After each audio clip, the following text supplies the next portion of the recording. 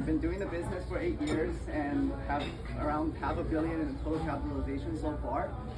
I live in Pasadena, but my portfolio spans across LA and Orange County, and then now looking into Houston to potentially expand. Really looking forward to meeting everyone.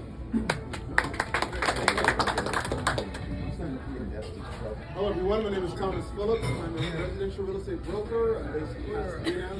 I'm also an investor. I fix and flip, buy and hold. My specialty is in probate inheritance real estate, right? Mostly residential 1 to 4 units. So I actually spoke about a month ago here, and I was working on a portfolio of 3 properties, one consisting of 20 units, 6-unit, and a duplex in LA. I thought it'd be ready by now so that I can present it to you guys. Not quite so. We hit a couple of obstacles. So we're working through those, and as soon as they're ready to go, I'll talk about it again. So that's it. Thank you, Thomas.